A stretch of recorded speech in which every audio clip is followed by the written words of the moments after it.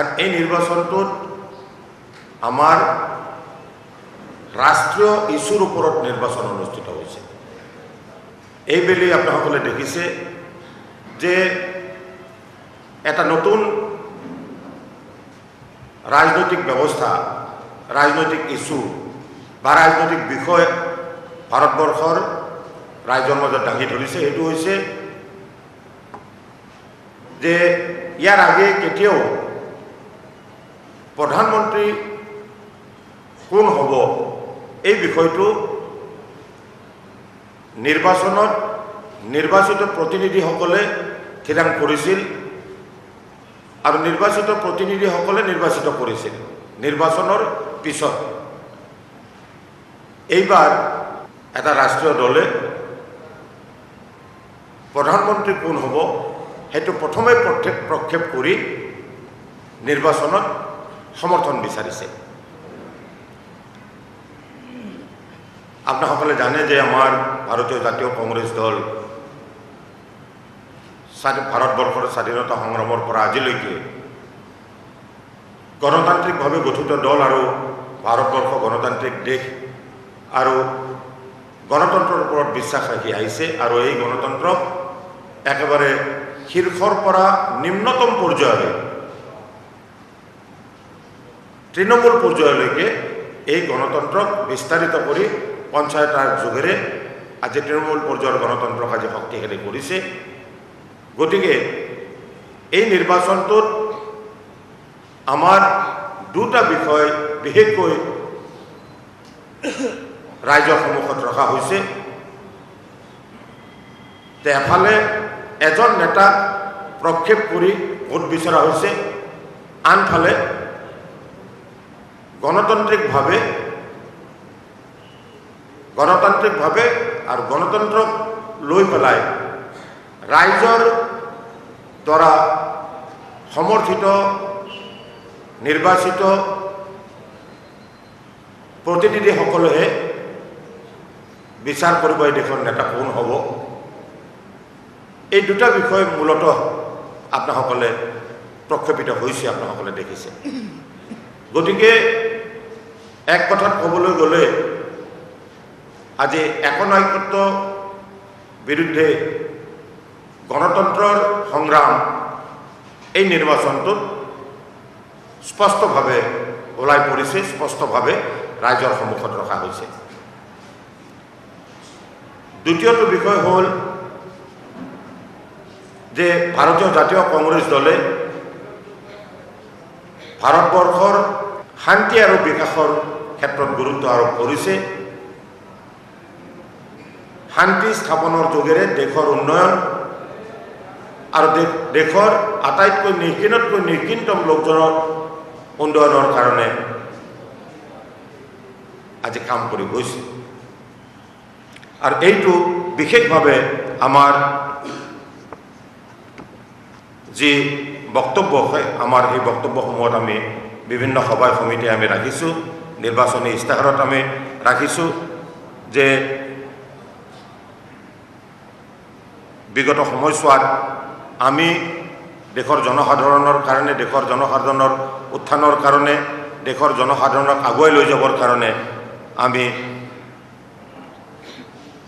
এই দেশখনৰ সৰ্বসাধাৰণ লোকক শক্তিশালী কৰিবৰ কাৰণে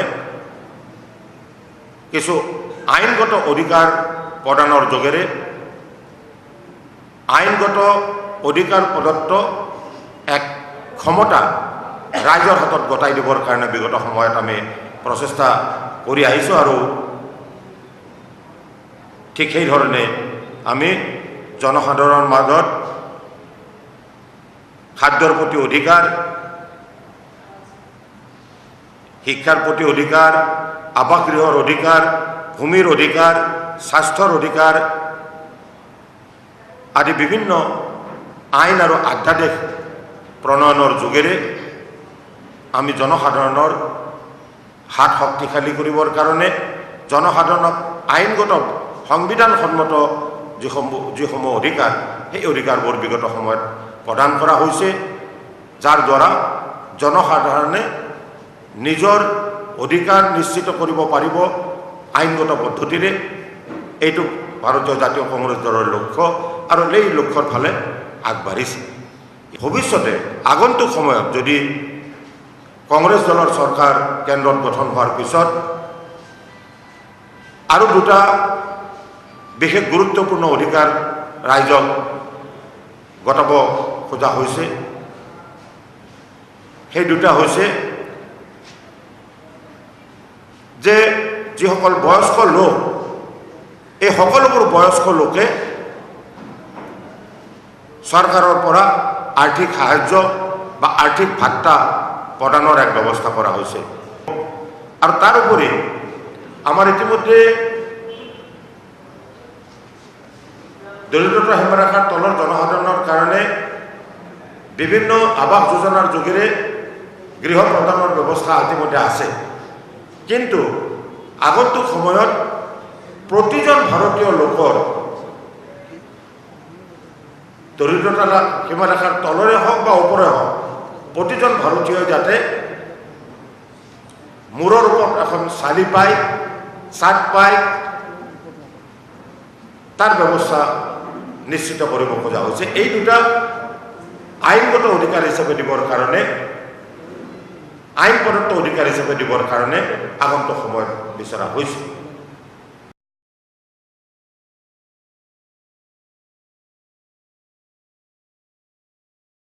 আমাৰ শাসনকালত যিটো আজি 12 বছৰ নাছিল, তেতিয়াও বিহু মানুহে উদযাপন কৰিছিল।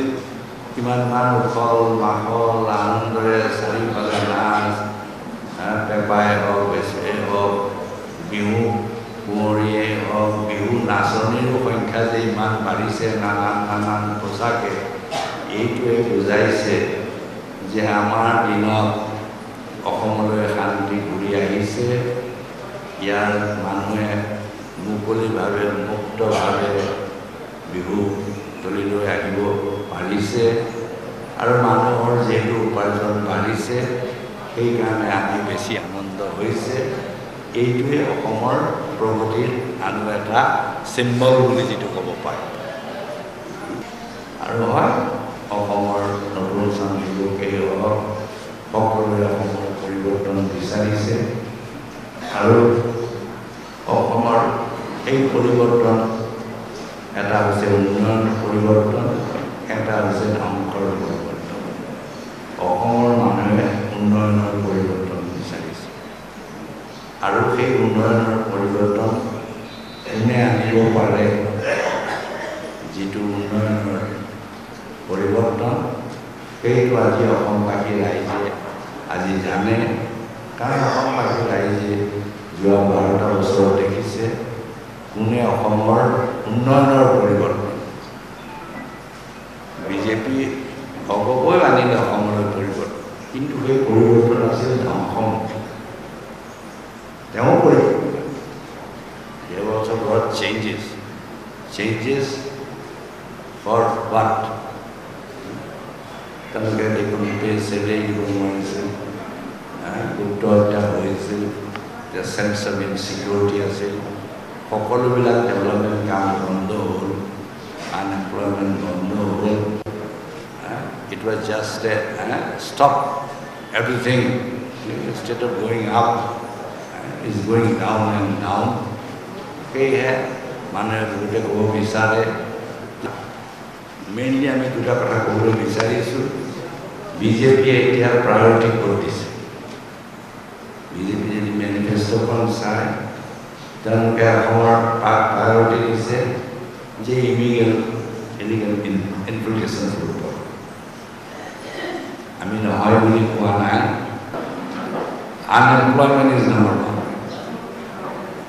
Right? Infiltration is a problem, one is a major problem, but I don't give that infiltration is number 1 problem. In fact, infiltration has gone down, infiltration has been, I don't say they stop, but the large scale one, it has not been large scale as it was much earlier, and the percentage was much higher than in recent years. So unemployment is number 1, they don't give any importance. আজি আমি কৈছোঁ যে আমাৰ কাৰণে unemployment লিগত economic বেকৱাৰ্ডনেছ ইৰোশ্যনটো তেওঁলোকে ইৰোশ্যনক importance দিয়া নাই চ' basic যিটো ইছ্যু তেওঁলোকে এতিয়া ঘৰ হত্যাত দিছে কিন্তু ইনফেণ্ট মৰ্টেলিটিত দিয়া নাই ইনফেণ্ট মৰ্টেলিটি দেয়াৰ গুজৰাটৰ পইচাৰে খুব বেয়া forget about Assam forget about Assam or Telangana. Infant mortality, yes. We are also concerned about the killing of or posing of also. But we are equally concerned about the infant mortality. We say, our Gujarat is also far better than for infant mortality, maternal mortality. They are far lower.